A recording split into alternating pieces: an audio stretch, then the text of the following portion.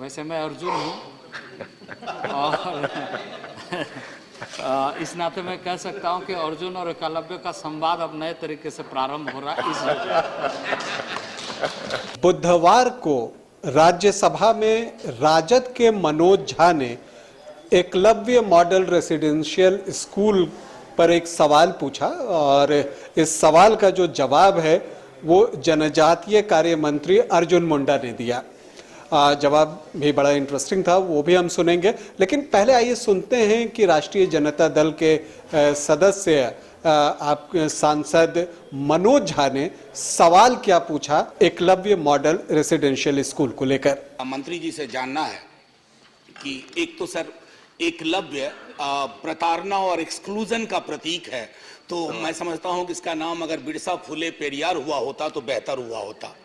तो बहरहाल मेरा सवाल है कि ये जो EMRS के खोलने की जो एक सीलिंग है कि 50% इन ईच ब्लॉक वो आबादी होनी चाहिए। मैं समझता हूं सर अगर इन विद्यालयों के विस्तार को देखें तो क्या मिनिस्ट्री ऐसा सोच रही है कि इसे 50 से घटाकर 30 से 35% किया जाए आबादी के लिहाज से प्रति ब्लॉक। शुक्रिया सर। इस सवाल के जवाब में जनजातीय कार्य मंत्री अर्जुन मुंडा ने क्या कुछ कहा, आइए अब वो सुन लेते हैं। माननीय उपसभापति महोदय,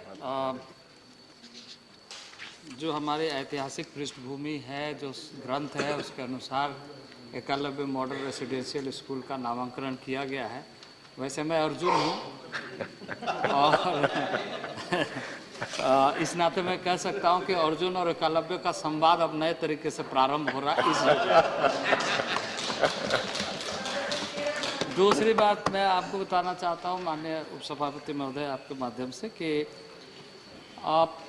50% से अधिक एवं 20,000 से अधिक आबादी वाले देश भर के जितने ऐसे ब्लॉक्स हैं वो सारे ब्लॉक्स में यह विद्यालय बनाए जाए।